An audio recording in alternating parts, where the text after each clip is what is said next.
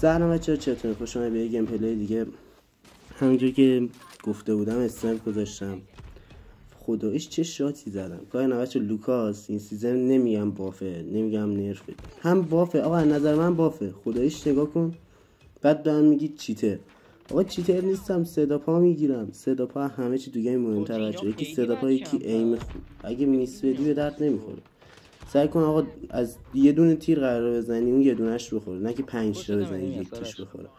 این یه دونه بخوره کافیه. نکن اینجا یه دونه زدم دمیج شد، یه تقصیر من نه. دومی هم زدم بهش، یارم زودتر کاور داد. ایم خوب، کلا میس نمیدم، نو میس. بچه خیلیاتون گفته بودید چرا ویدیو نذاشتم این داستانا. تو چنل آریان هست، اصلا آریان یه ویدیو گذاشته مخصوص این داستان.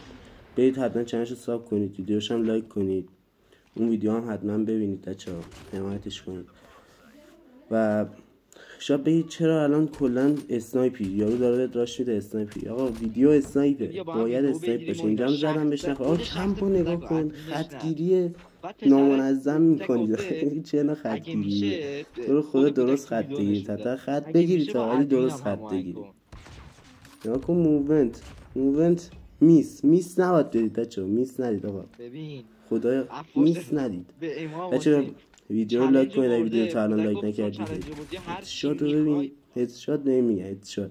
بچه‌ها اینجا یک گلیچ میزنم، اصلا نگاه کن، گلیچ رو نگاه کن. گلیچ گرفتی که چی بشه؟ همین که هست.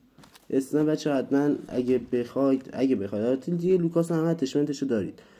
اگه بخواید اتچمنتشو میذارم براتون تو ویدیو بعدی. حالا اگه بخواستید حتما تو کامنت ها بهم بگید.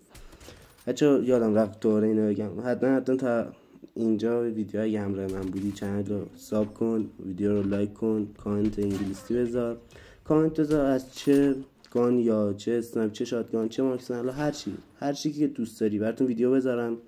چه اتچمنتی از چه گانی، چه اتچمنتی میخواید که نمیتونید اتچمنت خوبی ازش پیدا کنید، حتما براتون پیدا کنم بذارم. حتما بهم بگید بچه. نومیس بازی کنید. شاتای نامنظم. تا ویدیوهای دیگه فعلا.